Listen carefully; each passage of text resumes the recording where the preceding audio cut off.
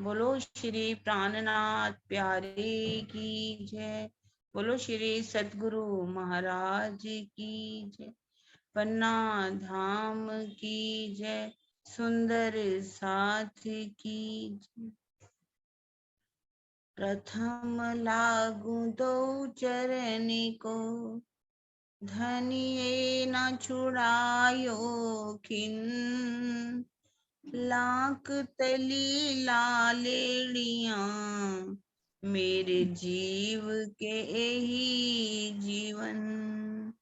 इन पांव तले पड़ी रहूं, धनी नजरी खोलो बातों। पलना वालों निरखूं नेत्रे, मेरे जीव के यही जीवन। मेरे जीव के यही जीवन।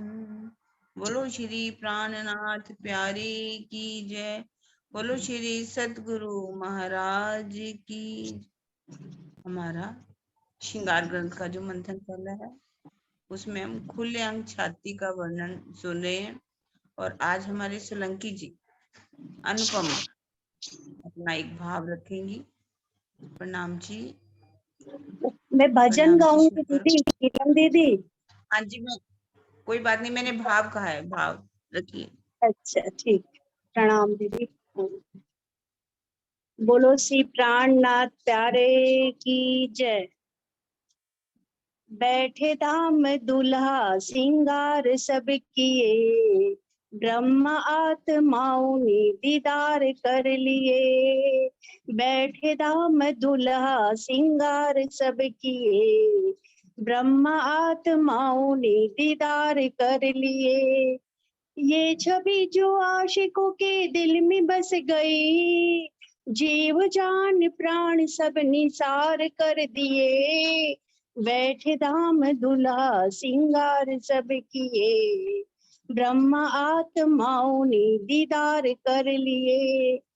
नूर की शोभा ये मुखार विंद की, प्राण पिया जी के अंग अंग की।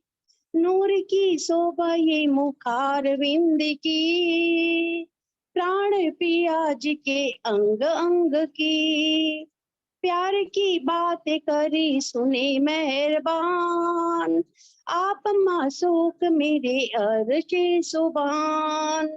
प्यार की बात करी सुने मेहरबान, आप मासूक मेरे अर्शे सुबान। रूप रंग नूर की ये शोभा क्या कहूँ, रूह चाहे देखो बस देखती रहूं। बैठे धाम दुल्हा सिंगार सब किए, ब्रह्म आत्माओं ने दीदार कर लिए। ये छवि जो आशिकों के दिल में बस गई, जीव जान प्राण सब निसार कर दिए। बैठे धाम दुल्हा सिंगार सब किए, लालियां नूर बदन की मधुर मधुर, नूर भरपूर है देखो जिधर जिधर। लालियां नूर बदन की मधुर मधुर, नूर भरपूर है देखो जिधर जिधर। मीठड़ा लगे मेरे मुख महबूब, नूर की ज्योत रंग अंग खूब खूब। मीठड़ा मीठा लगे मुख महबूब, नूर की ज्योत रंग अंग खूब खूब। हजूर के जमाल ने कमाल कर दिया, अर्श जिमी आसमां गुलाल कर दिया। बैठे धाम दुल्हा सिंगार सब किए, ब्रह्म आत्माओं ने दीदार कर लिए। ये छवि जो आशिकों के दिल में बस गई, जीव जान प्राण सब निसार कर दिए। बैठे धाम दुल्हा सिंगार सब किए, ब्रह्म आत्माओं ने दीदार कर लिए। नैन से नैन जब रूह के मिले, मस्तियों के कई रंग खिले, नैन से नैन जब रूह के मिले, मस्तियों के कई रंग खिले, हक हजूर पिया प्यार भरे, प्यार में प्यार के सागर भरे, हक हजूर पिया प्यार भरे, प्यार में प्यार के सागर भरे, सुख बिना हिसाब महबूब ने दिए, सुख बिना हिसाब अंगनाओं ने लिए, बैठे धाम दुल्हा सिंगार सब किए, ब्रह्म आत्माओं ने दीदार कर लिए, ये छवि जो आशिकों के दिल में बस गई, जीव जान प्राण सब निसार कर गए, बैठे धाम दुल्हा सिंगार सब किए, ब्रह्म आत्माओं ने दीदार कर लिए। बोलो श्री प्राणनाथ प्यारे की जय।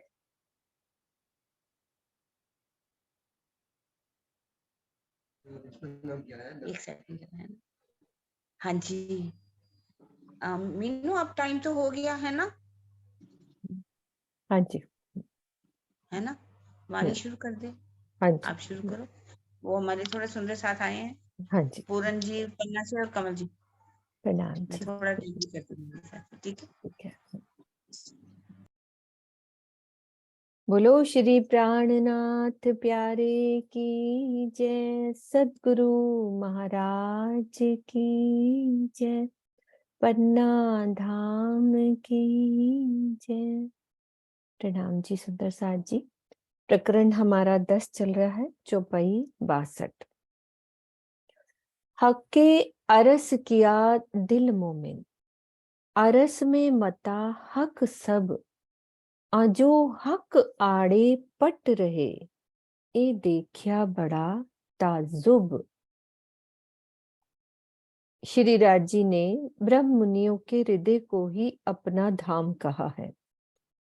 उस धाम हृदय में श्री राज जी की संपूर्ण निधियां विद्यमान होती हैं, किंतु इतना होने के बाद भी यह बहुत आश्चर्य की बात है कि आत्मा और धाम धनी के बीच फरामोशी का पर्दा पड़ा हुआ है, माया का पर्दा पड़ा हुआ है।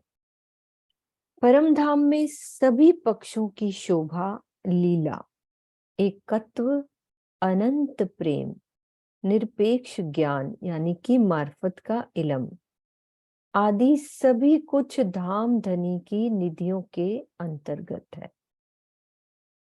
मतलब जो निधियों की बात करिए ना, वो सभी पक्ष, 25 पक्षों की शोभा, लीला, एकत्व, अनंत प्रेम और मार्फत का इलम सब धामधनी की निधियों के अंतर्गत है। और ये सभी निधियां ब्रह्म मुनियों के धाम हृदय में विद्यमान होती हैं। इस चौपाई में अब ये प्रश्न किया गया है कि जब संपूर्ण निधियां ही धाम हृदय में विद्यमान हो गई हैं, तो यहाँ परम धाम जैसी स्थिति क्यों नहीं हो जाती? आत्मा और धाम धनी के बीच ये माया का पर्दा क्यों है? अर्थात यह नश्वर शरीर और संसार क्यों दिखाई दे रहे हैं? ये चौपाई में बोला है।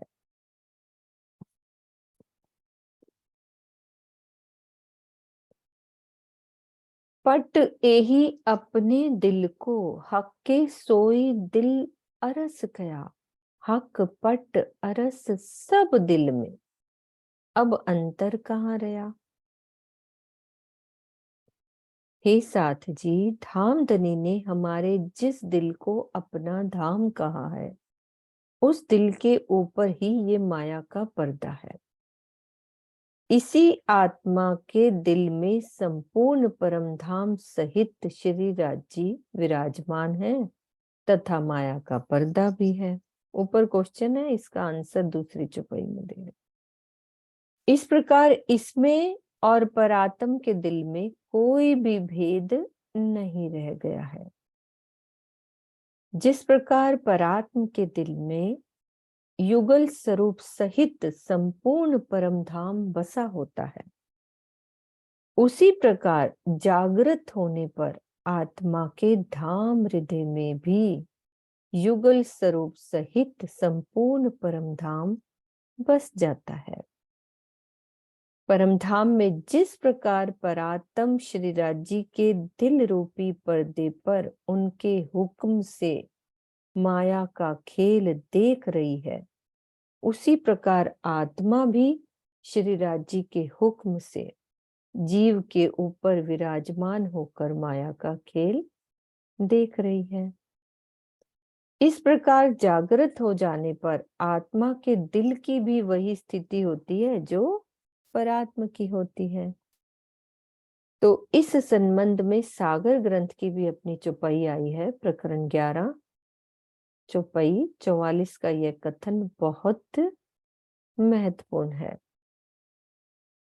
अंतस्करण आत्म के जब ए रह्यो समाये, तब आत्म परात्म के रहे न कछु अंतराए।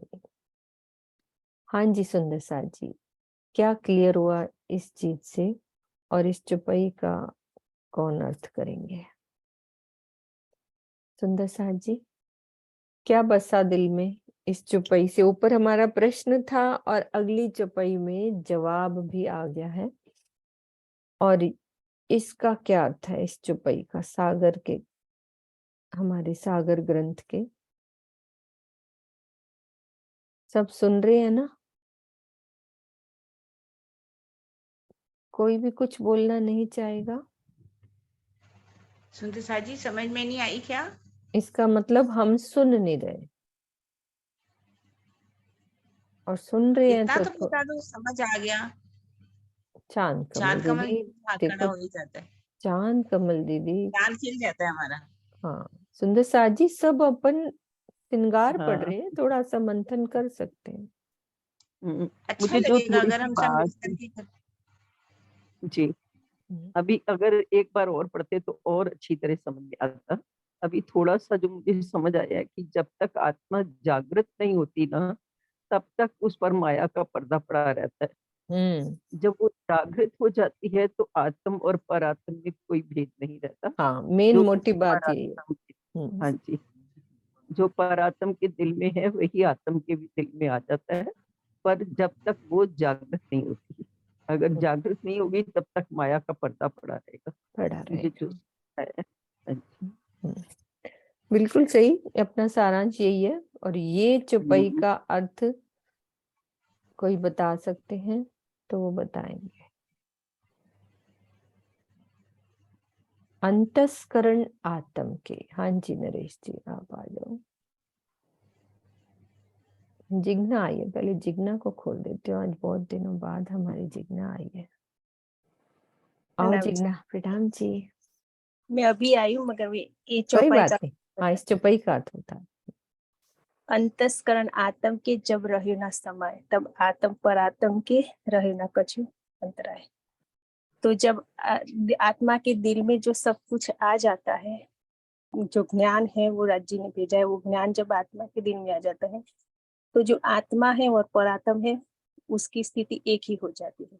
दोनों की स्थिति में कोई भी तफावत नहीं रहता।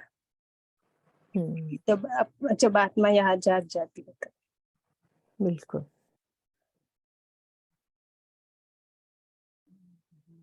हाँ जी, हो गया ना किरण दीदी, क्लियर? चांद हाँ जी, दीदी, हाँ जी, ठीक हो इसको गया। एक बार और पढ़े क्या? वो आपने जो कहा बिल्कुल सेम यही बात है कि जो पर आत्म है राजी के दिल रूपी पर्दे पर खेल को देख रही है, और जो आत्म है वो जीव के ऊपर विराजमान होकर माया का खेल देख रही है। लेकिन जब जागृत हो जाएगी तो क्या होगा? सारी निधियां आत्म के दिल में भी हो गई जो परात्म के दिल में थी, तो पर्दा हट गया। फिर क्या होगी? एक जैसी स्थिति होगी, आत्म और परात्म बिल्कुल समान हो गई, कुछ फर्क नहीं रह गया, है ना? हो गई क्लियर ना दीदी? चले आगे। आगे बढ़िए। हाँ जी मम्मी, आप कुछ बोलना चाह रहे हो क्या? नहीं, हटा लिया, कोई बात नहीं, क्लियर हो गया सुंदर सा जी। आगे चलते हैं अपन। हाँ जी। जो विचार विचार विचारिये, 3 बार आ गया। तो हक छाती ना दिल अंतर, ए पट आड़ा क्यों रहे, जब हुक्मे बांधी कमर, जब हुक्मे बांधी कमर। यदि तारतम वाणी से इस बात का बार बार विचार किया जाए तो यही निष्कर्ष निकलता है कि राज्य की छाती में, श्यामा जी, और आत्मा के हृदय में कोई भी अंतर नहीं है।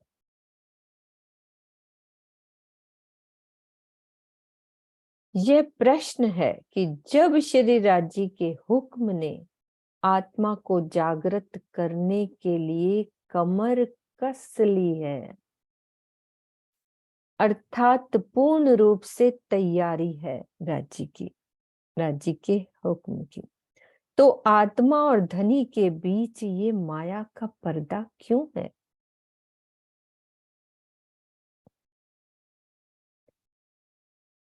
शायद अगली चुपई में इसका जवाब मिल जाए कि यदि कमर ही कसली है जब हुक्मे बांधी कमर, तो अंतर नहीं होना चाहिए। एक क्यों रहे पट अरस में, पूछ देखो हकेलम, ओ उड़ाए देसी पट बीच का, जब रूह हुक्मे आई कदम। हे मेरी आत्मा, अब तू इस तारतम वाणी से पूछ कर देख कि जब आत्मा धनी के हुक्म से ही उनके चरणों में आई है तो उसके धाम हृदय में ये माया का पर्दा क्यों है? निश्चित रूप से यह ब्रह्मवाणी ही आत्मा और धनी के बीच में स्थित माया के इस पर्दे को हटाएगी। अब भावार्थ में क्या कह रहे हैं? श्री मुखवाणी से पूछने का तात्पर्य है कि वाणी के ज्ञान से सत्य का निर्णय करना। अंतःकरण हृदय लीला का कारक है, किंतु इसका भी मूल जीव चैतन्य या आत्मा है। परमधाम में ब्रह्म सृष्टियों ने माया का खेल देखने की इच्छा की थी और धनी ने कहा था कि मैं तुमसे एक पल के लिए भी दूर नहीं रहूंगा। यही कारण है जब आत्मा अपनी दृष्टि परमधाम की ओर मोड़ती है तो उसे युगल स्वरूप सहित परमधाम दिखाई पड़ता है, और जब उसे भुला देती है तो क्या दिखता है? माया की लीला दिखाई पड़ने लगती है। मूल सनमंद से धाम धनी उसके धाम हृदय में विराजमान है ही। इस प्रकार धनी के हुक्म से वह अपने प्राण वल्लभ, परमधाम और माया तीनों को ही देख रही है।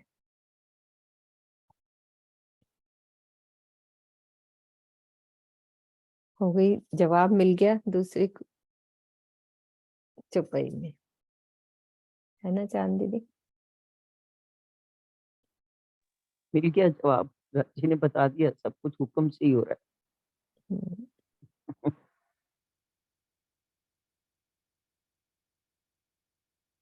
यही पट फरामोश का दिल में रही अंतर, अभी लिंक चल रहा है उन्हीं चौपाइयों का। जब हुक्मे बंधाई हिम्मत, तब होश में ना आवे क्यों कर। फिर क्वेश्चन आ गया। फिर क्वेश्चन आ गया।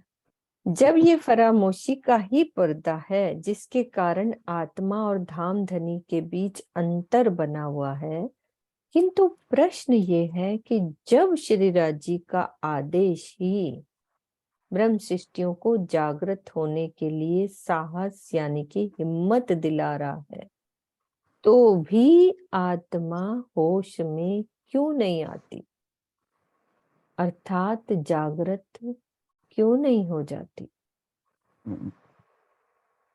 अभी क्वेश्चन है इस चौपाई में, देखते हैं आंसर आएगा आगे। आंसर है। दिल अर्स कया याही वास्ते, पर्दा कया जहूर। दो दिल के बीच में जो दिल देखे कर सहूर। सुंदर साह जी, बहुत गहरी बात चल रही है। यदि ब्रह्मवाणी के प्रकाश में गहन चिंतन यानी कि सहूर किया जाए तो यही निर्णय होता है कि आत्मा के हृदय में धाम धनी के विराजमान होने से इसे धाम कहा जाता है। इसी प्रकार दिल की दृष्टि माया की ओर है, इसीलिए दिल में माया रूपी पर्दे का भी प्रत्यक्ष अस्तित्व माना गया है। आत्मा के दिल और धनी के दिल में जो भेद प्रतीत हो रहा है वो सिर्फ माया रूपी पर्दे के कारण है। जब तक यहाँ दिल दिल और आत्मा का दिल अलग बता दिया, आत्मा का हृदय और जीव का दिल। नहीं, यदि माया में हो गया दिल तो ये पर्दा हो गया और धनी तो की ओर मुड़ ये गया। यदि मतलब माया की ओर मुड़ गया, जो दिल मुड़ेगा वो जीव का दिल होगा, है ना? वो माया और आत्मा के आत्म दिल भी में बीच तो में राज्य जी मिली बैठे होती हैं। है ना। हाँ, तो फिर आत्मा के दिल में तो राज्य बैठे हैं। अगर वो उस दिल की ओर मुख कर लेगी तो फिर आत्म और परात्म में भेद नहीं रहेगा, यही है ना? यही है। वैसे देखा जाए तो कोई पर्दा नहीं है दोनों के बीच में, माया आ गई तो पर्दा बन गया। माया बन बस गया और तो पर्दा हो गया और हट माया गया। की तरफ हमारा ध्यान है तो वो पर्दा बन जाएगा। यदि हमारा शॉर्ट में धनी ये की भी है। तरफ तो पर्दा नहीं है, प्रतीत हो रहा है माया रूपी पर्दे के कारण ही पर्दा है, वास्तव में पर्दा नहीं है। नहीं, वैसे नहीं, है ना। हक छाती निपट, हाँ मेन मोटी बात है। हक छाती निपट नजीक है, सेरग से नजीक कही। हक सहूर किए बिना आड़ी अंतर तो रही। श्री राज जी की छाती तो आत्मा के बहुत निकट है। कैसे निकट है? प्राण नली सैरग से भी अधिक निकट। अब धाम धनी की चितवनी ये सहूर आ गया ना होने के कारण क्या होता है? माया रूपी पर्दे के कारण आत्मा और धनी की छाती के बीच ये भेद बन जाता है। जब हम चितवनी ना करते हैं, ना करने, हाँ, तो ये वाला सहूर ना करने के कारण ये भेद बन जाता है।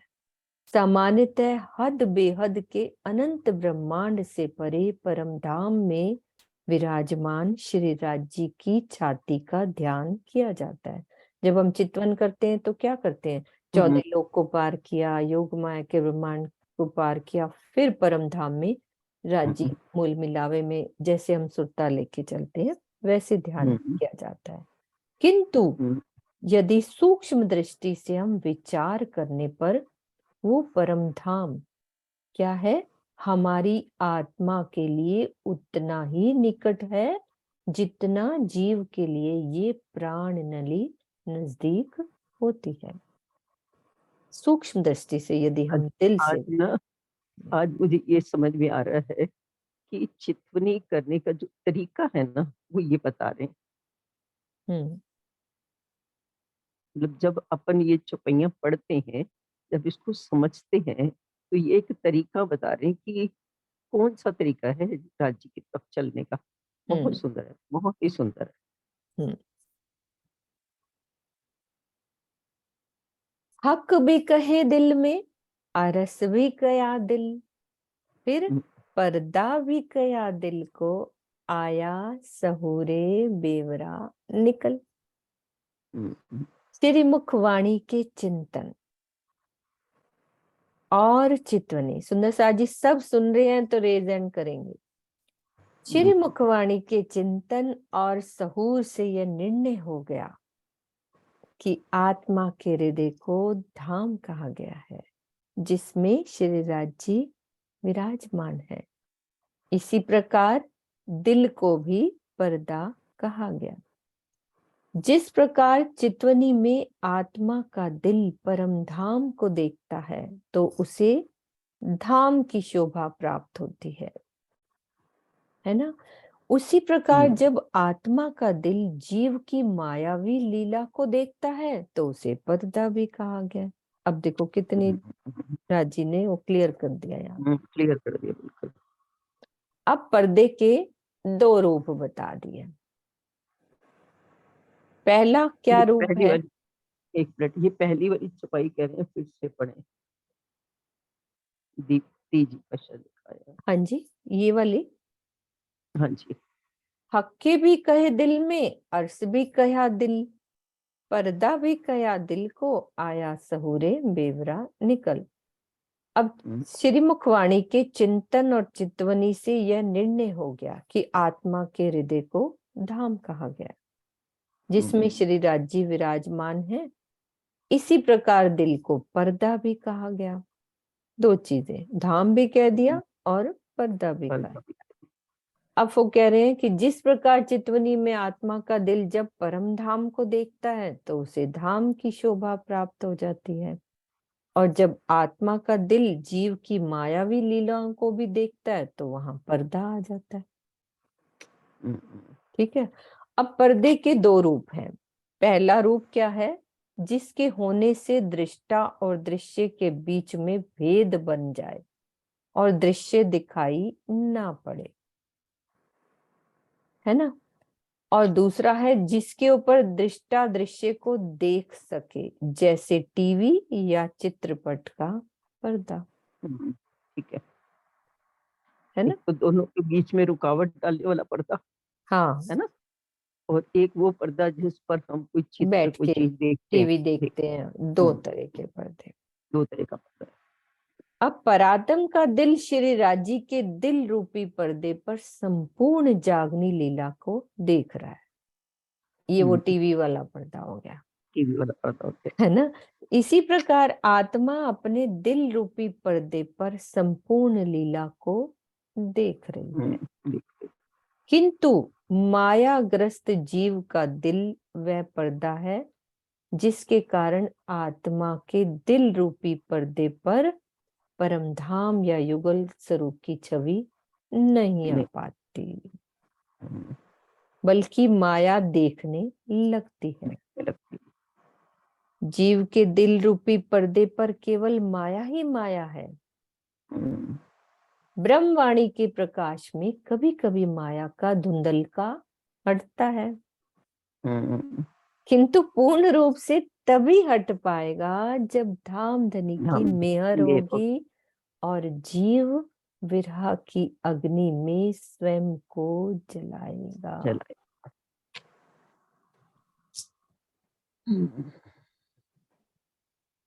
गहरी बात, लेकिन बहुत जरूरी भी, गहरी बातें गहरी भी है पर उतनी जरूरी भी है। ये समझना बहुत जरूरी है। मतलब अब ये चौपाई समझ में तभी आएगी ना फिर जिसमें राज्य की बेर होगी। अब आगे देखो।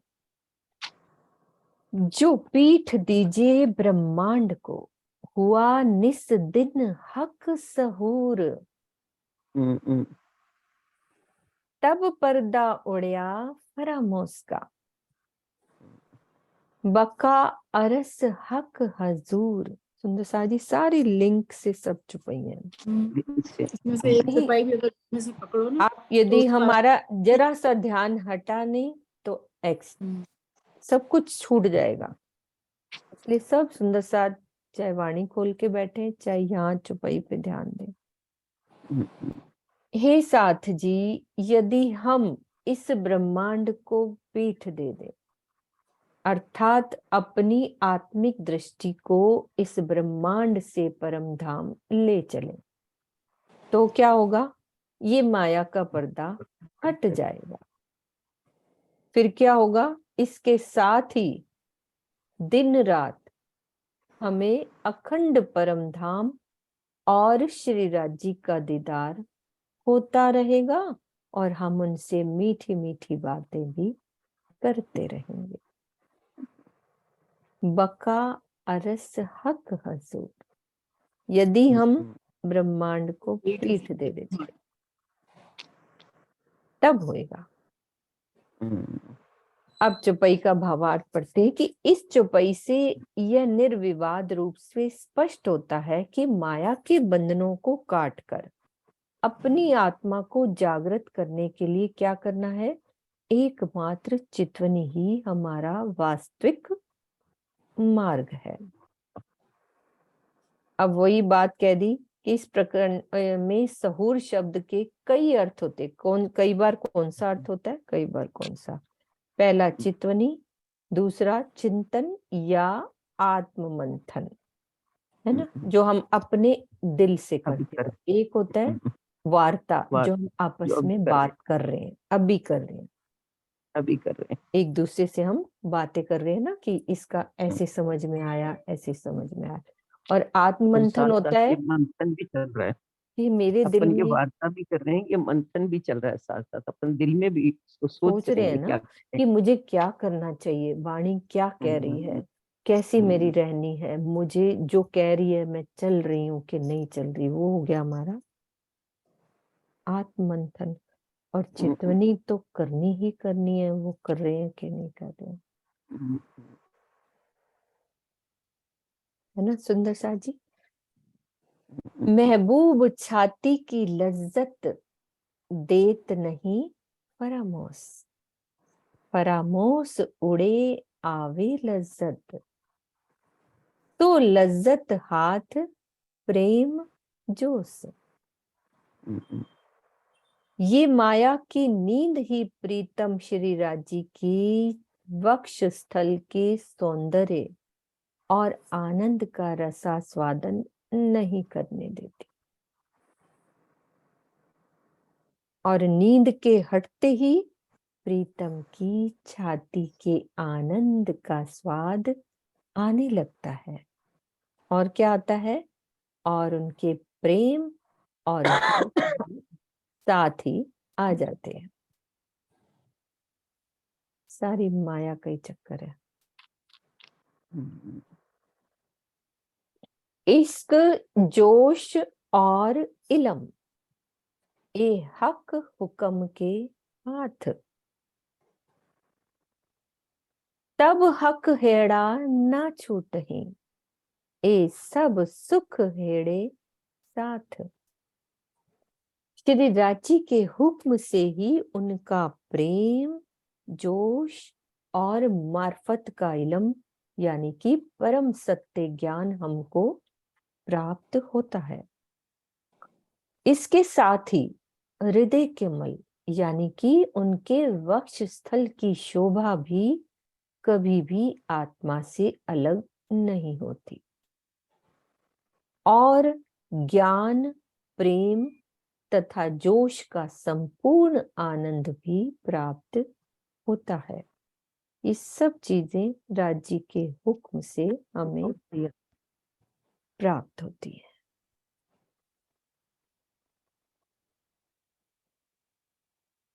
आगे फिर कह रहे हैं, ए मेहर करे जो मासूक, तो रू हुक्म बांधे कमर, तब फरामोशी दूर दिल से, हक हेड़े चुभी नजर। जब धाम धनी की मेहर होती है, तभी उनके आदेश का बल पाकर आत्मा अपनी जागृति के लिए पूर्ण रूप से तैयार होती है। हमारे ऊपर मेहर हो रही है ना धनी जी की? हो रही है, बिल्कुल हो रही है, दिखती है। हो रही है, दिख रही है। अब हम तैयार होए ना होए वो अलग बात है। इसके पश्चात आत्मा के हृदय से माया की फरामोशी हट जाती है और राज्य के वक्ष स्थल की शोभा को आत्मा देखने लगती है।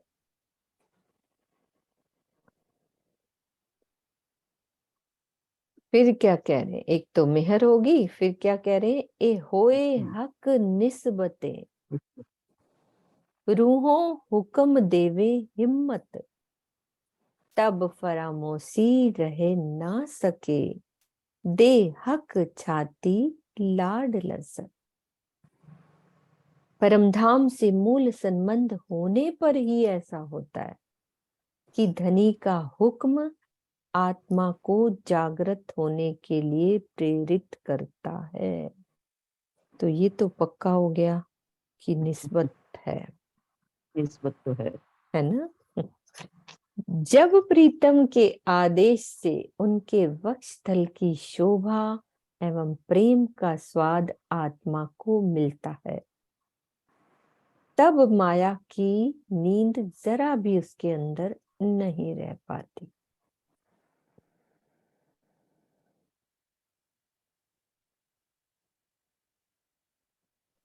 इन विध छाती ना छूट ही रूहों सो निस दिन,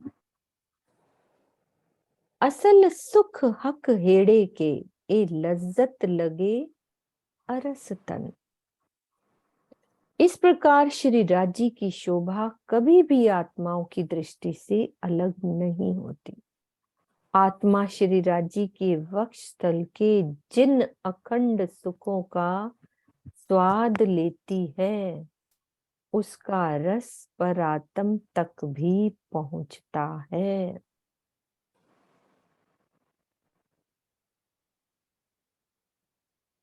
परात्मा इस दुखमयी मायावी खेल को आत्मा के द्वारा ही कैसे देख रही है, श्री राजी के दिल रूपी पर्दे पर।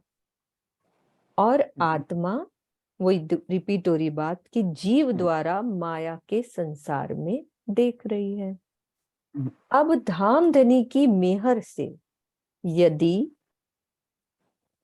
आत्म की दृष्टि परम धाम पहुंच जाती है और श्री राजी की वक्षस्थल की शोभा को देखने लगती है, तो परात्म भी श्री राजी के दिल रूपी पर्दे पर इस लीला को देखने लगती है।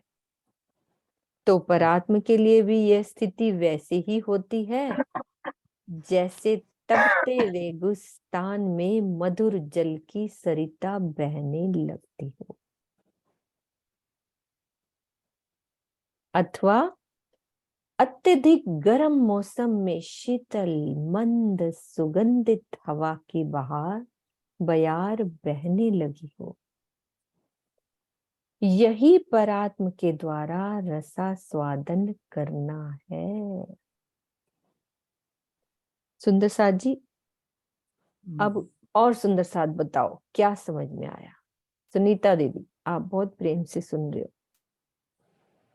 इस वाली चुपई मतलब क्या अंदर बैठा कि परात्म का स्वाद परात्म को कैसे मिलेगा। प्रणाम विश्वेंद्र साथ जी। जब आत्मा परम धाम की तरफ देखती है चितवनी के द्वारा, तो उसको धाम हृदय बोलते हैं। और जब माया की तरफ देखने लगती आत्मा, तो वो माया का पर्दा आगे आ जाता है। और आत्मा चितवनी के द्वारा जब धनी के वक्षस्थल का जब दीदार करती है, तो वही दीदार हमारी परात्म भी करने लगती है। और जो हमारी परात्म प्यासी रहती है, तो उसको शीतल हवा के जैसे झोंके आते हैं ना, वैसा महसूस करती है हमारी परात्म। इतना ही समझ में आया। नहीं, बहुत अच्छा, बिल्कुल सही, यही वाली बात हो रही है कि कैसा महसूस होएगा, जैसे बहुत गर्मी में शीतल हवा। कितना अच्छा उदाहरण दिया सामने। जैसे माया में दुखी होते हैं, अभी माया में फंसे हुए, चूंकि जब माया में फंसे हुए दुखी होते हैं, तुम्हारी परात्म के भी, जैसे जब हम सपना देखते हैं, सपने में यदि हमारे ऊपर कोई कष्ट आता है, तो हमारा जो शरीर जो सपना देख रहा है वो भी कभी दुखी होने लगता है, मुंह बिगाड़ता है, कभी आंसू भी आ जाते हैं। कोई अच्छा सपना देख रहा है तो थोड़ी सी मुस्कुराहट भी आती है।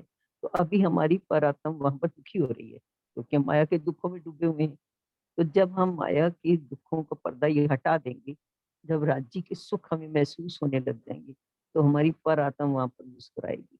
और उसको इतना अच्छा लगेगा जैसे वो रेगिस्तान में ठंडी ठंडी बयार चल रही है, ऐसा ही है ना। बिल्कुल। दीदी अभी तो हम ये भी नहीं बोल सकते कि ये पर्दा राज्य ने कर रखा है, क्योंकि इतना वाणी मंथन चिंतन चितवनी का जो अभी लहर दौड़ रही है, उसके बावजूद भी अगर हम अपनी आत्म को, अपने जीव को माया की तरफ लगाएंगे ना, तो इसमें पर्दा हमने कर रखा है, इसमें राज्य का कोई राज्य का कि कोई राज्य में पर्दा नहीं है। है। अब ये सूर धीर ये तो आत्म को ही होके चलना पड़ेगा ना। ये हो रहा है, अभी अपन सुन पर्दा, ही रहे हैं, ये ये सब कुछ बता पर्दा ही भी रहे हैं हमने ही महाराज। कर रखा है अपने और धनी के बीच में। बिल्कुल। हाँ जी, डीपी सिंह जी। प्रणाम जी। ठीक है, हम्म, इसके उपाय में मुझे तो समझ आया ना, हाँ जी। परात्म पे चूंकि खामोशी है और आत्मा उसका एक सपना की तरह से वो एक्टिव है आत्मा, तो काम आत्मा कर रही है। जब आत्मा माया के खेल को देख रही है तो परात्म को दिखाई दे रहा है, तो देख दृष्टा एक तरह से परात्म। और जब आत्मा जागृत होकर राज्य को देखने लगती है तो उसे स्वाद मिलता है, तो परात्म भी स्वाद को लेती है, लेकिन ले रही है दृष्टा तरह से ले रही है उस चीज को। ये चीज है मेन मूल चीज जो मुझे समझ आई। मतलब कि जो हम लोग राज्य, हमारी जो परात्म है राज्य के दिल रूपी पर्दे पर खेल को देख रही है, और आत्मा यहाँ जीव के द्वारा खेल को देख रही है। लेकिन जब परम धाम को देखने लग जाती है तो परात्म भी तो राज्य के दिल में परम धाम को देखेगी, तो उसको वही आनंद मिलना शुरू हो जाएगा। बस वही है पर्दा। हाँ जी। यही वाली बात है। हाँ जी सुंदर साथ जी, हो गई क्लियर? चले आगे। जोश इश्क सुख अरस के ए लगे रू मोमिन, जब ए सबे मदद हुए तब क्यों रहे पट रोहन।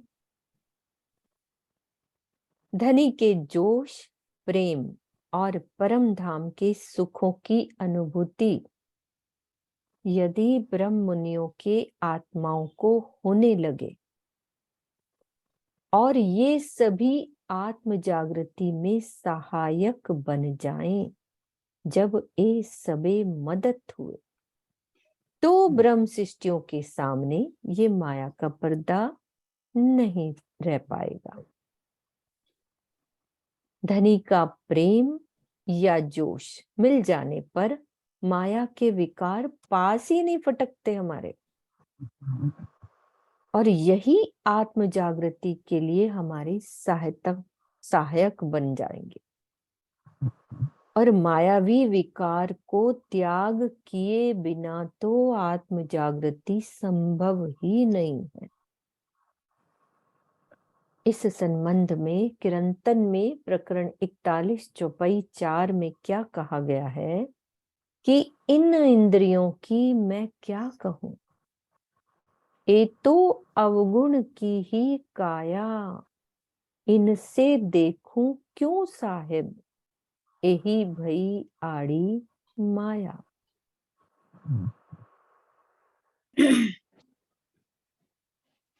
हाँ जी सरोज दीदी, क्या मतलब है इसका?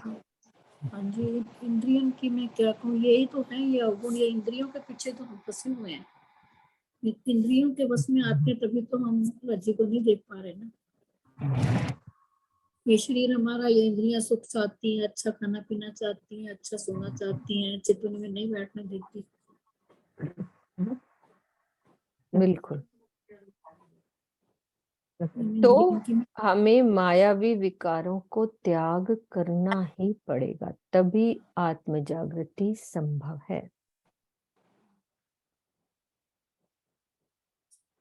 स्वामी जी कहते हैं ना, इन इंद्रियों को मारना नहीं है, इन इंद्रियों को मोड़ना है।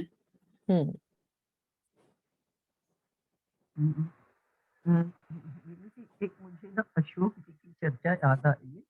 एक बार उन्होंने चर्चा में कहा था कि अगर एक बार हमें, मतलब जैसे हम चितवनी करने लगते हैं और हमें एक झलक भी राज्य की मिल जाती है या हम उनको देख लेते हैं। आपकी आवाज तो आज कैसी आ रही है शांत कमल दीदी? एक बार हेडफोन हटाओ आप। अब ठीक है?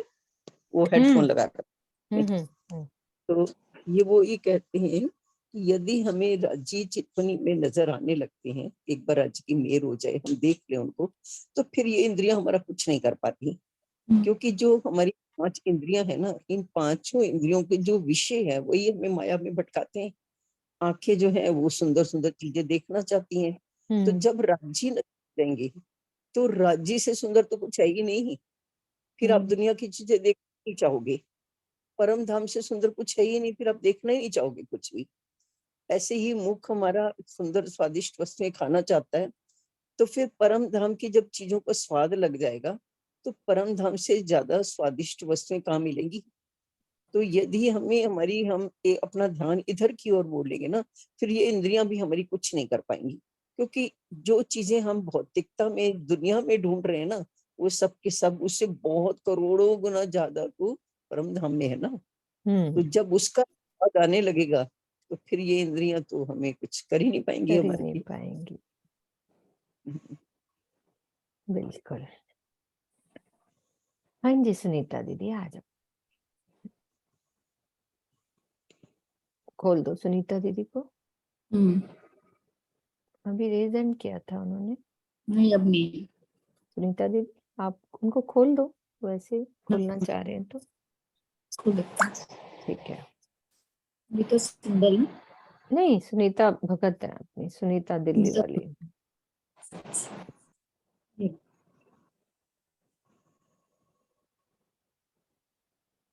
हाँ जी हाँ जी दीदी आ प्रणाम जाओ। सुंदर जी। अभी दीदी ने चांद दीदी ने बिल्कुल सही कहा। और मतलब अवगुणों को, जो हमारे अवगुण, देखो ये जो 5 तत्व का शरीर है ये तो अवगुणों से भरा हुआ है, और इसी अवगुणों से भरे शरीर से ही हमें राज्य का दीदार करना है। अब इन अवगुणों को तो हटाने पे हम लग जाएंगे तो ये पूरी उम्र ही हमारी निकल जाएगी। ये अवगुण हमारे अंदर से हटने वाले नहीं है। करना क्या है, इन अवगुणों को राज्य की तरफ फिरा देना है बस। निकालना नहीं है। निकालेंगे तो हम जितना हट करेंगे ना, हट ही बनेंगे। हम जैसे कहते हैं कि कई लोग राज्य को पाने के लिए बहुत कठिन तपस्या भी करने लग जाते हैं। हटी नहीं बनना है। स्वामी जी भी कहते हैं हटी नहीं बनना है। बस अपने गुण अंग इंद्रियों को जो माया की तरफ लगी है उनको बस हटा के धनी की तरफ मोड़ लेना है, तो वो अपने आप सहायक बन जाएंगी। जो आज शत्रुता मतलब का रोल कर रही है गुण अंग इंद्रियां, जैसे अभी जिव्या चाहती है कि हमें बहुत अच्छे अच्छे व्यंजन मिले, स्वाद वाले व्यंजन, लेकिन जब वहां के इश्क के रस की रसना, राज्य की रसना का स्वाद आने लग जाता है ना, तो यहाँ के व्यंजन सब व्यर्थ लगते हैं। आंखों का क्या है, नेत्रों का, कि सुंदर सुंदर वस्तुओं को देखें, सुंदर सुंदर दृश्यों को देखें, लेकिन जब धनी की चितवन में हम धनी के नेत्रों को देखते हैं ना, तो उन नेत्रों से जो इश्क की धाराएं बहती है और जो उनका प्रतिबिंब मेरे नेत्रों के अंदर और मेरा प्रतिबिंब राज्य के नेत्रों के अंदर जब झलकता है, तो उससे सुंदर और क्या दृश्य हो सकता है। उसी तरह से जैसे इंद्रियों का, त्वचा का है कि उसको स्पर्श का सुख बहुत अच्छा लगता है, तो जब चितवन में हम राज्य के रूबरू होके उनके एक एक अंग को के स्पर्श का जो सुख लेगी आत्मा, तो वो क्या ये विकारी जो हमारे अवगुण है, क्या इनकी तरफ उसका ध्यान जाएगा? सिर्फ हमें गुण इंद्रियों को मोड़ना है। जैसे लोभ है, लालच है, तो लोभ लालच हमें माया का ना करके कि बहुत कुछ धनी आपने दिया, मुझे अब और कुछ नहीं चाहिए। लोभ क्या करना है, धनी तेरा दीदार चाहिए मुझे, क्यों नहीं मिलता मुझे तेरा दीदार, ये लोभ होना चाहिए हमारे अंदर। लालच भी यही होना चाहिए। सुंदर साथ हम इतना वाणी मंथन धनी सहूर कर रहे हैं, लेकिन मैं एक बार तेरा दीदार चाहती हूँ, ये लालच होना चाहिए। ये तृष्णा भी यही हम रखें, माया की तरफ से तृष्णा हटा के धनी की तरफ से तृष्णा रखें कि धनी मेरी बस यही तृष्णा, यही आरज़ू है कि तू मुझे मिल जा। मैं तेरे नख से शिक तक एक एक अंग को निरखूं, उनसे बातें करूं, तेरा दीदार करूं, तेरे नैनों में खो जाऊं, तेरे दिल में खो जाऊं। बस गुण अंग इंद्रियों को फिराना है, बस यही पर्दा है माया का, अन्यथा कोई भी पर्दा नहीं है। कह रहे पिछली चौपाइयों में आया कि राज्य की छाती और रूह की छाती में कोई अंतर नहीं है। तो ये कब होगा? जब ये माया का पर्दा जो बीच में पड़ा हुआ है, कि जब वो आत्मा माया की तरफ देखने लगती है तो वो माया में गर्क हो जाती है, लेकिन जब वो चितवन में बैठ के धनी की तरह देने लगती है तो वही पर्दा हट जाता है ना उसकी आंखों से। अब सामने इतना बड़ा हिमालय भी हो, लेकिन हमारी आंखों के सामने एक तिनका भी आ जाए तो वो हिमालय हमें दिखाई नहीं देता। उसी तरह से राजी महाराज तो हमारे सामने है ही, दिल में भी वो बैठे हैं, लेकिन अगर हम चितवन में भी बैठेंगे तो राजी महाराज का दीदार होगा। लेकिन बस वो माया का पर्दा जो है ना, तिनका सा जो है, इसका अस्तित्व कुछ भी नहीं है। माया का अस्तित्व क्या है? एक खसखस के दाने के बराबर बोला गया वाणी में, इसका कोई अस्तित्व नहीं है, लेकिन इसने इतने बड़े पर्वत को ढांप लिया, ऐसे बोला गया। इस खसखस के दाने ने राज्य रूपी पर्वत को ढांप लिया है, परमधाम रूपी पर्वत को ढांप लिया है। तो जब वो खसखस का दाना जिसका कोई अस्तित्व नहीं है, वो जब हट जाएगा, जब आत्मा चितवन में बैठेगी, उसकी गहराइयों में डूबेगी, तो वो माया का पर्दा धीरे धीरे स्वतः ही हट जाएगा। प्रणाम जी। प्रणाम जी, प्रणाम जी। हाँ जी ज्योति जी, आप भी बोलो। प्रणाम जी दीदी। दीदी अब राजी के मेहर से तो अब धीरे धीरे वैसा जो अभी हमारे पढ़ रही है सब सुंदर सास जी ने बताया, वो तो हमें अनुभव हो रहा है। देखिए अभी जिस दिन क्लास नहीं हो रहा है, हमें ये लालच तो लगा रहता है ना, तो हमारा टाइम हो गया, क्लास रहता है तो अब हमें धनी की बातें सुनने को मिलती है, तो लालच ही है ना कि जल्दी जल्दी छोड़ के लग जाते हैं कि मेरी पिया की बातें सुनने का, अपने घर की, अपने सखियों की बात। तो धीरे धीरे अभी इस शरीर का इधर मुड़ रहा है, अभी वैसा नहीं हुआ है, लेकिन धीरे धीरे धनी की मेहर से तो हो ही रहा है। बिल्कुल वो बिल्कुल।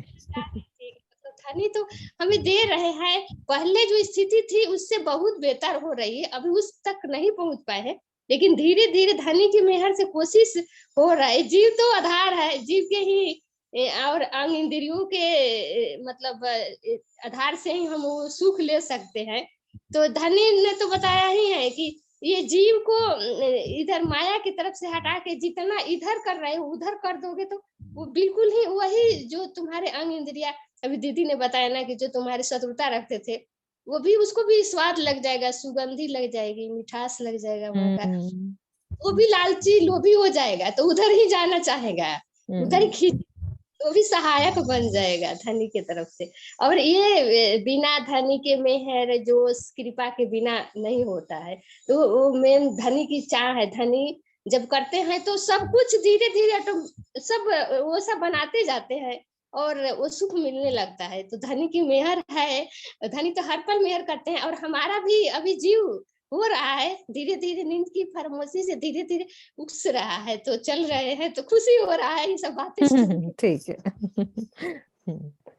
ठीक है, आगे चलते हैं। सुंदर सा जी चले, एक चुप। हाँ जी। असल नींद जो फरामोशी, फरामोशी सोई अंतर। धीरे धीरे हो रहा है। बिल्कुल बिल्कुल हो रहा है। असल नींद सो फरामोशी, फरामोशी सोई अंतर, जो अरस लज्जत आवही, तो इल्मे तब ही जुड़े नजर। अपने मूल तन, मूल घर और अपने प्राण वल्लभ को भूल जाना ही हमारी नींद या फरामोशी है। इसी को पर्दा कह दिया, जिससे आत्मा और धनी में भेद हमें प्रतीत हो रहा है। अब क्या है?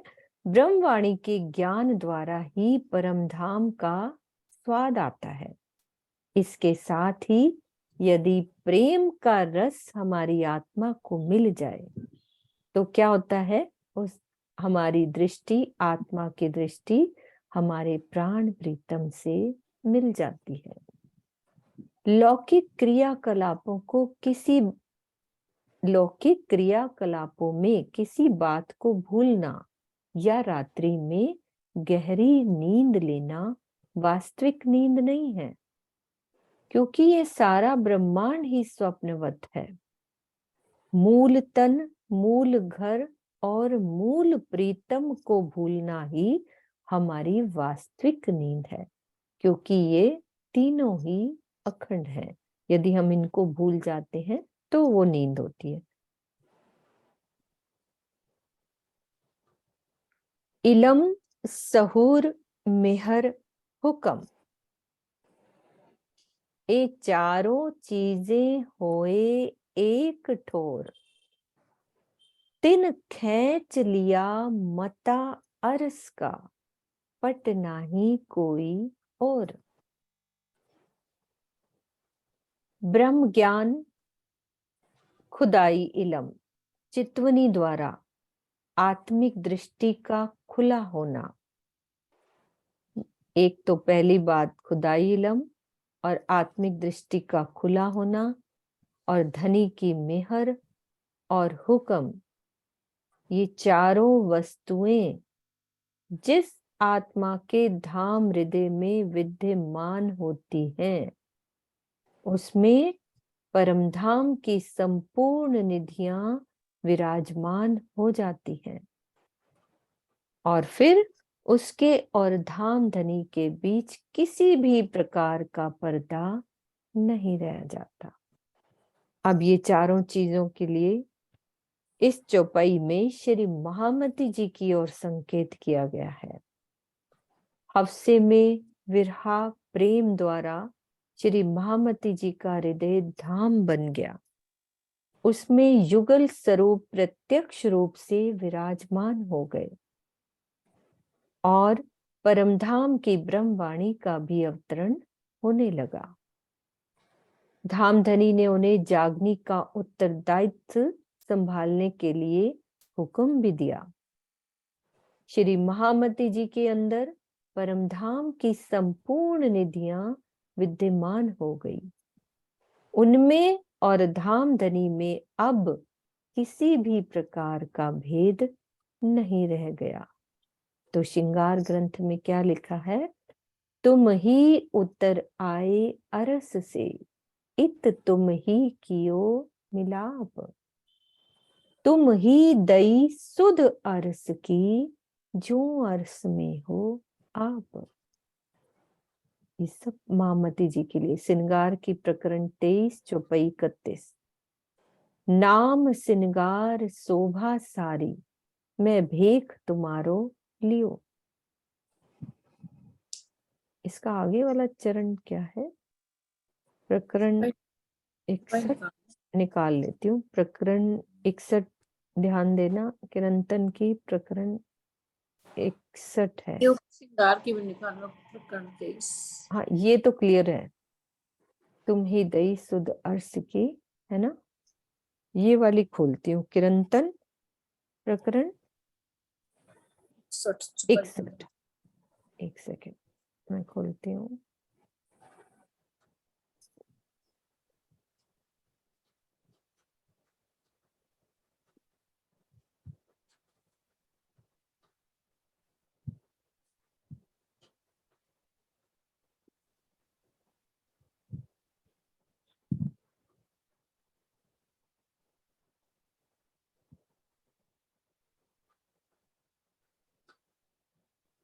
तो पहले ये कौन सी छुपाई थी? तो पूरी गलत है। 61 प्रकरण की 15।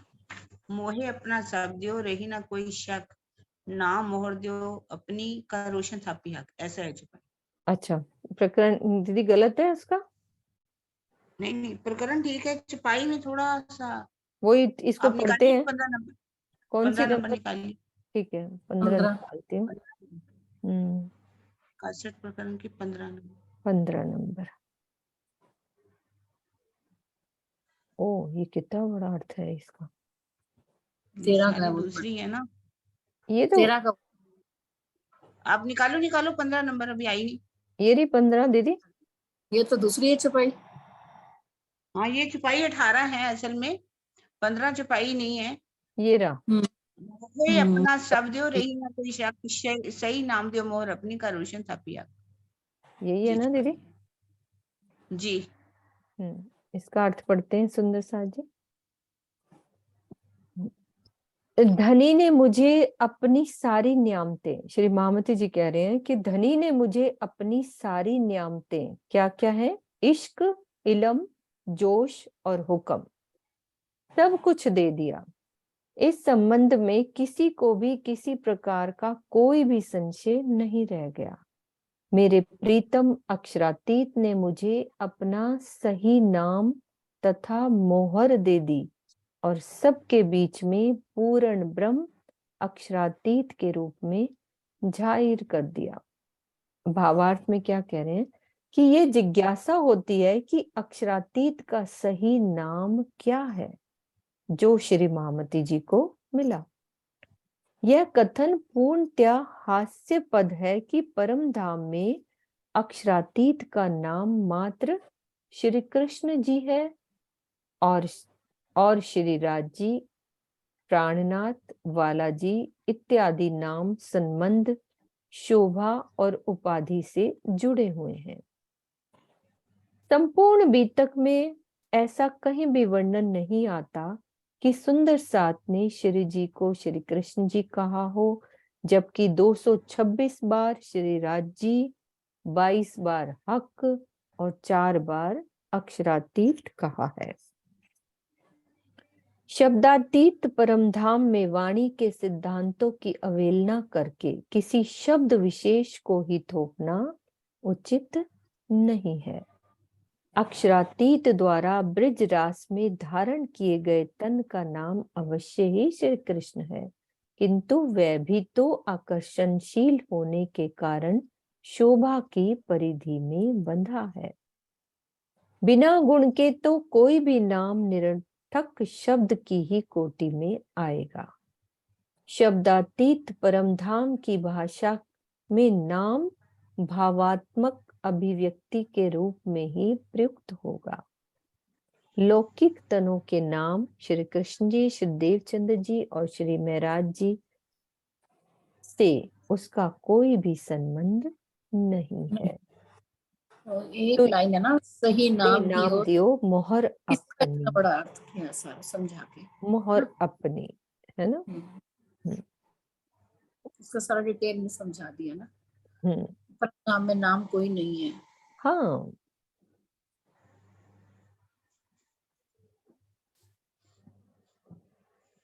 कृष्ण का भी उन्होंने बोला है कि कृष्ण भी तन का नाम क्यों रखा गया है कि उसके अंदर इतना आकर्षण था। आकर्षण था।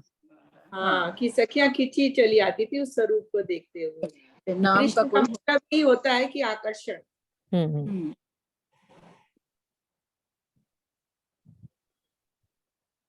हाँ जी सुंदर सा जी, एक चुपाई और लेते हैं अपन।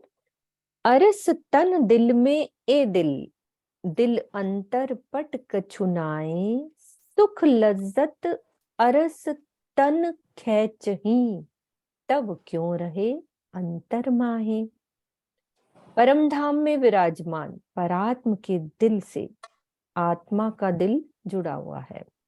जागृत होने के पश्चात दोनों दिलों में किसी भी प्रकार का भेद नहीं रह जाता। जागृत अवस्था में जब आत्मा परात्म की तरह ही परमधाम के सुखों का रसास्वादन करने लगती है, तो फिर उसमें और परात्म में अंतर ही कहाँ रह जाता है, यानी कुछ भी अंतर नहीं रहता। तो ये बात ऊपर से आ रही है लिंक में, ये क्लियर हो गई।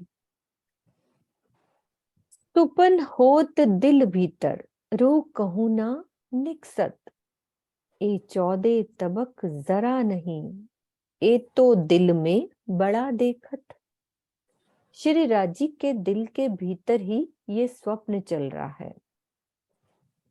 परात्म का नूरी तन परम धाम से कहीं बाहर नहीं गया। यद्यपि 14 लोक का ये ब्रह्मांड कुछ भी नहीं है, किंतु परात्म एवं आत्मा को अपने दिल में ये बहुत बड़ा दिखाई दे रहा है। श्री राज जी के दिल से ही संपूर्ण खेल का नियंत्रण हो रहा है। परात्म श्री राज जी के दिल रूपी पर्दे पर इस खेल की सारी लीला को देख रही है। वह जैसा धनी के दिल रूपी पर्दे पर देख रही है, आत्मा वैसा ही यहाँ कर रही है। इसी को क्या कह दिया, जैसा उत ओ देखत तैसा करत है हम, खिलवत ग्रंथ में, कि धनी के चरणों में बैठे बैठे परात्म इस खेल को देख रही है। इसीलिए बात कही गई है कि रो कहूं ना निकसत, ऊपर चुपई में जो कहा है। यद्यपि परात्म और आत्म इस ब्रह्मांड को बहुत बड़ा समझ रही है, किंतु जागृत होने के बाद इस ब्रह्मांड का कोई भी अस्तित्व नहीं प्रतीत होता, क्योंकि यह स्वप्नवत है। जैसे जागते हैं सपना खत्म हो जाता है, तो सपने के अस्तित्व तो क्या रह जाता है? कुछ भी नहीं। ऐसे ही जब वहां परम धाम में जाग जाएंगे तो ये हमारा ब्रह्मांड क्या रहेगा? कुछ भी नहीं, सपना ही है ना। तो जब तक इसमें है तब तक हम इसको सच्चा मान रहे हैं, जब जग जाएंगे तो फिर हम इसको क्या मानेंगे? हालांकि अभी पता भी लग गया ये सपना है, फिर भी बहुत बड़ा ब्रह्मांड दिखता है, फिर भी दिखता है, सब कुछ सच्चा लगता है, जो सच है वो नहीं लगता है। बस यही भी तो अंतर है।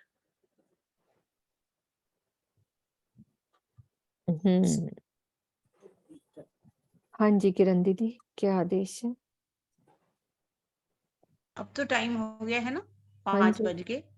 क्वेश्चन रहने देते हैं। छुपाई दुहा दो, छुपाई दुहा दो। हाँ छुपाई तो दोहराएंगे ही, आप ले सकते हो अभी 5 मिनट में। एक मेन बात ही आज हुई है, एक ही बात हुई है दीदी पूरी चुपाइयों में। अभी आगे यही चलेगा। एक क्वेश्चन ले लो दीदी। पर्दा क्या कहा गया है? फरामोशी किसे कहा गया है? पर्दे कितने प्रकार के हैं? फरामोशी किसे कहा गया और पर्दे कितने प्रकार के? हाँ जी सुंदर साथ जी। जो ये सुनीता भगनी और वो सुंदर साथ से पूछिए और जरा। सुंदर साथ, इनको तो आता ही है, इनको तो आता ही है, पर उनका शांत कवच रेज हैंड हो। करना भी एक बहुत बड़ी बात होती है ना। चलो हाँ, है ना, ये तो है ही पक्के, इनको तो हमें समझा रहे हैं वैसे ही सारा। इतना अच्छे से सुनीता दीदी ने समझाया। हाँ वर्षा दीदी, और वर्षा कितना आप अच्छा, बोलो। कितना प्यारा समझाया। बहुत अच्छा समझाया। खोल दो जिग्ना जी। वर्षा भी बोल रही है एक बारी, जिग्ना भी बोलो, वर्षा भी बोलो। जिग्ना परामोशी 2 प्रकार की कही गई है। एक तो परामोशी जैसे हम यहाँ नींद में सो जाते हैं या गहरी नींद में, तो उसको असली फरामोशी नहीं कही गई है, क्योंकि ये सारा ही संसार स्वप्नवत है। असली फरामोशी वो कही गई है जो हम अपने मूल तन को, अपने परम धाम को, अपने राज्य सामाजिक शक्तियों को भूल जाएं, तो वो ही असली फरामोशी कही गई है। प्रणाम। बिल्कुल बिल्कुल बिल्कुल, यही असल फरामोशी। अपने आप को भूल गए, अपने घर को भूल गए, है ना, अपने परम धनी को भूल गए, यही हमारी फरामोशी। पर्दे कितने प्रकार के? पर्दा, पर्दा किसे कहा गया? पर्दे कितने प्रकार के हैं? कितने प्रकार के पर्दे हैं? हाँ जी मम्मी बोलो।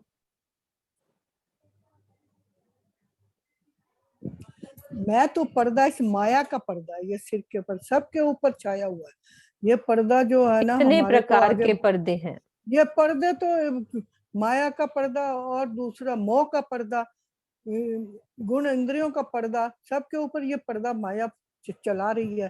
धीरे धीरे जिस जिस तरह से किसी के ऊपर पर्दा पड़ता जाता है वह उसी में गहन ग्रहण करने जाता। हाँ जी तो ये मुकेश पर्दे जी ही है। बोलते हैं। हाँ नहीं वो अभी बताएंगे वाणी में जो आज पढ़ा है ना, 2 कितने प्रकार के पर्दे। हाँ जी मुकेश जी। प्रणाम जी सुंदर साथ जी। पर्दे 2 तरह के बताए गए हैं। एक तो माया का पर्दा जो आत्म जीव के ऊपर बैठ के माया रूपी पर्दा है। और एक परात्म के लिए पर्दा बताया गया है। परात्म जो है राज्य के दिल रूपी पर्दे पर इस माया को देख रही है। तो एक तो परात्म की तरफ से है पर्दा और एक आत्म की तरफ से है पर्दा।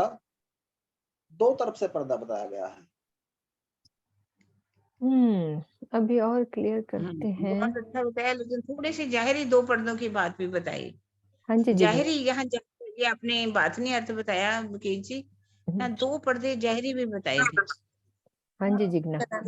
तो 2 पर्दे जो जाहिरी बताए, एक पर्दा जो आत्म और परात्म को देखती है वो एक पर्दा था, और एक दुनिया का माया का पर्दा। तो जाहिरी पर्दे में 2 पर्दा, उसमें लाइक जो पर्दा जो हम टीवी पर देखते हैं, जो टीवी देखते हैं उसके लिए पर्दा किया होता है, तो वो पर्दे पर ही हम सीधे देख रहे हैं। और एक दूसरा पर्दा जो आगे कर देते हैं, तो जो पीछे का होता है वो कुछ हमको दिखाई नहीं देता। तो वो राज्य हम माया में जब देखते हैं तो राज्य परम धाम का जो धाम है, वो राज्य का स्वर्ग, वो हमको दिखाई नहीं देता। तो वो एक आगे का पर्दा की बात हो रही है। और जो टीवी पे पर्दा की बात हो रही है कि जब हमारी और आत्म है वो परम धाम में बैठी है, राज्य के सामने बैठी है, और राज्य के दिल रूपी पर्दे पर हम देख रहे हैं, राज्य के नैनों में हम देख रहे हैं। और उस नैनो से वो नैनो यहाँ हमारी जो आत्म यहाँ दुनिया माया में है, तो वो यहाँ से हम यहाँ पे देख रहे हैं। तो जो आत्मा जो पर आत्म है वो राज्य के दिल रूपी पर्दे पर देख रही है, और राज्य के दिल रूपी पर्दे से उनके नैनों में से वो आत्मा यहाँ पे देख रही है। तो दो पर्दे वही है, जो एक सीधा है और वो एक राज्य के दिल का पर्दा, तो एक माया रूपी पर्दा और एक धाम का पर्दा। बहुत ही अच्छा। एक पर्दा सिंपल हम ये भी कह सकते हैं, दृष्टा और दृश्य में जब दोनों में भेद दिखाई दे, दोनों के बीच में वो पर्दा, एक चित्रपट जिस पर हम देखते हैं टीवी वगैरह, ये भी एक पर्दा है। राज्य का दिल रूपी पर्दा और जीव का भी पर्दा, ये दोनों ही पर्दों की बात की गई, सिंपल रूप में समझा जाए। बाकी बहुत अच्छा जिग्ना ने बता दिया, है ना। और पूछने? हाँ जी दीदी, 5 मिनट ले लो। पूछ लियो। हाँ 5 मिनट लो दीदी, 5 मिनट हुए। अगर जीव कुर्बानी करता है, चितवनी में बैठता है, तो परात्म का फायदा इसको कैसे होता है? आज अभी अभी हमने बहुत सुंदर वर्णन सुना। अगर जीव कुर्बानी करता है, सहूर करता है, तो किसको फायदा होता है इसका, कैसे? उसके उदाहरण देके समझाना। बहुत सुंदर वर्णन अभी हुआ था। कुछ याद तो होगा ही सुंदर साथ को। हाँ जी हमारे सुंदर ज्योति साथ बहुत आगे बढ़े हुए हैं। मुकेश जी, हाँ सुनीता सिंगल जी, आप बोलो। हाँ जी, प्रणाम जी सुंदर साथ जी। जब हमारा जीव जब चितवनी करता है, तो चितवनी में जब हम धाम, अपना मूल तन, परात्म या राज्य का जो भी स्वरूप हम ध्यान में लेके आते हैं, वो ही आनंद हमारी परात्म देती है। और हमारी परात्म को भी, जैसे अभी दीदी ने बताया था, वाणी में भी आया था कि रेगिस्तान के जैसे, रेगिस्तान में ठंडी हवा बयार चलती है, वैसा हमारी परात्म को शीतलता महसूस होती है जब हमारी आत्म धनी का दीदार करती है। कोई भी अंग का, वक्षस्थल का, छाती खुले अंगों का दीदार करती है, हमारी परात्म को भी तो आनंद मिलता है। प्रणाम। बहुत सुंदर नीता जी, बहुत ही प्यारा बता दिया आपने। वास्तव में यही बात है, बिल्कुल ठीक। तो हमें इसके लिए क्या करना पड़ेगा? 1 मिनट, सबकी रेज नीचे कर दो पहले, फिर आप हम राज्य के सुख कैसे ले सकते हैं? राज्य के सुख कैसे ले सकते हैं? इसके लिए हमें क्या करना पड़ेगा? हम भजन में बोलते हैं बहुत सुंदर। हमें करना क्या है?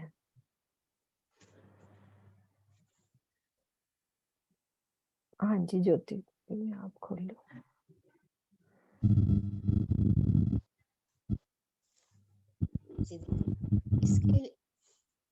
इसके लिए हमें अपने इंद्रियों को फिराकर राज्य की तरफ लगाना है। और हमें चितवनी में हमें जैसे जैसे हमारे गुण इंद्रिय धनी की तरफ लगेंगे, तो उस तरफ हम चलने की कोशिश करेंगे। और हमें धनी की तरफ लगने की, जैसे हम चितवनी में बैठेंगे, तो वहां जब परम धाम में हम अपनी सुरता द्वारा, अपनी आत्म द्वारा जाएंगे, तो परात्म का श्रृंगार संचय, तो वहां जब हम जाएंगे तो धनी के स्वरूप श्रृंगार को देखेंगे। धनी के श्रृंगार को जब हम देखते हैं तो हमारे दिल में आनंद आता है। तो हमें यही चितवन द्वारा और वाणी, जैसे जैसे हम वाणी पढ़ते हैं, तो हमारे दिल में धनी के प्रति प्रेम, विश्वास आता है। और उस रास्ते, मतलब उस हम रास्ते से नहीं कह सकते, मतलब जैसे धनी ने हमें बताया है कि वाणी के राह पे चलने पर हमें धनी से प्रेम होगा, इश्क होगा, धनी के प्रति विश्वास होगा, ईमान होगा, तो हम उस तरफ अब। हाँ ज्योति दीदी, थोड़ी आवाज कट रही है, इसलिए मैं आपको म्यूट कर रही हूँ। थोड़ी आवाज दूसरी आ रही है, कोई बात नहीं, और अच्छे से समझ लेते हैं। वर्षा कौन सुन रहे? मुकेश जी आप बोलो, खुला हुआ आपका। जब जीव आत्मिक दृष्टि से परात्म के श्रृंगार में चित्तवृत्ति में लगता है, तब वो स्थिति आने की उम्मीद होती है। यानी कि जीव आत्मिक दृष्टि से परात्म वाले श्रृंगार को सजकर जब चित्तवनी में लीन होता है। हाँ जी, हाँ जी, बिल्कुल। हमें क्या है, पीठ देनी है, संसार को पीठ देनी पड़ेगी। अब चितवन में बैठना पड़ेगा और वाणी का चिंतन करना पड़ेगा और सहूर, चितवनी में सहूर करना पड़ेगा। हमारी आत्मिक दृष्टि खुलेगी, धनी का दीदार होगा ही होगा। और इसके किरण लिए दीदी, 4 चीजें कौन सी? ये भी बता देना कि रेगिस्तान क्या है। अरे हमारी परात्म जो है माया के खेल को देख रही है, माया में डूबी हुई, बहुत दुख में है ना। जब उसके अंदर एक शीतल हवा चलने लगी, प्यार सुगंधी आने लगी, वो कौन सी सुगंधी? जीव ने कुर्बानी करी और विरहा में डूबा, विरहा, और आप बैठ गए चितवनी के अंदर। राज्य की मेहर हुई, इलम मिला, जोश मिला, हुक्म मिला। ये सब जब निधियां हमें मिली, जैसे ही हम अपने घर को देखा, मूल तन को देखा, अपनी परात्म को देखने लगे, तो अपनी आत्म को देखने लगे, परात्म को देखने लगे, मूल मिलावे के देखने लगे, 25 पक्षों के देख लगे, तो पर आत्म को भी जो ऐसे माया के अंदर डूबी हुई थी, तो उसको ऐसे लगा कि एक जैसे रेगिस्तान हो, जा रहे, तड़प रहे, भूख प्यास से व्याकुल है, पानी जैसे मिला, कुछ शीतलता हमें मिल जाती है, तो ऐसे लगता है ठंडक मिलती है। ऐसे ही परात्म को भी ठंडक मिलनी, माया का धुंधल का जो होता है वो हटने लगता है, उसको दीदार होने लगता है।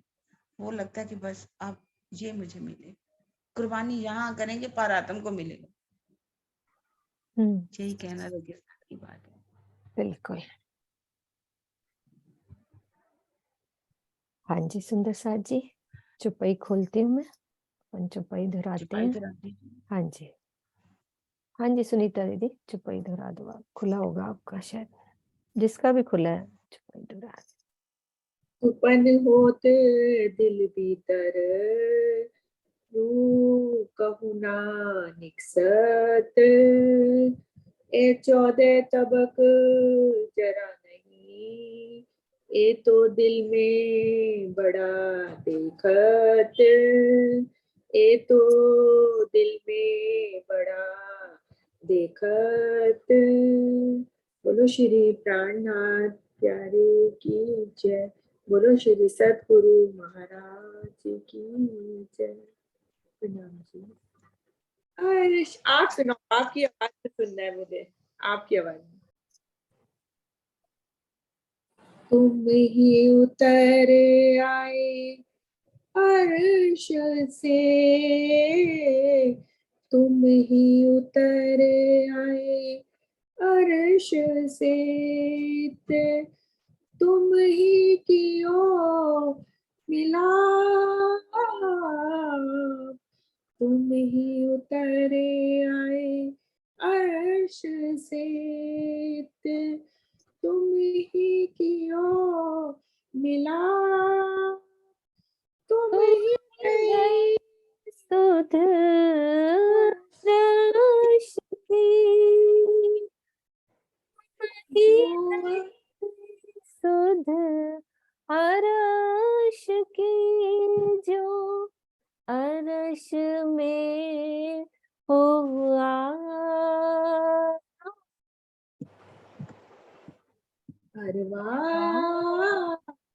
आशिक जो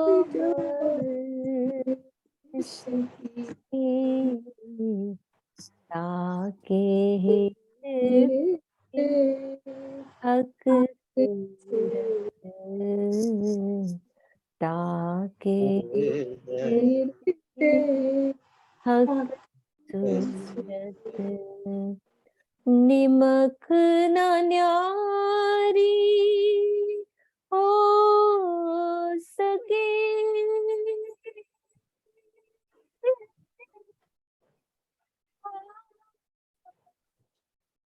निमक न न्यारी हो सके महबूब की मूरत, महबूब की मूरत, महबूब की मूरत। बोलो श्री प्राणनाथ प्यारे की जय।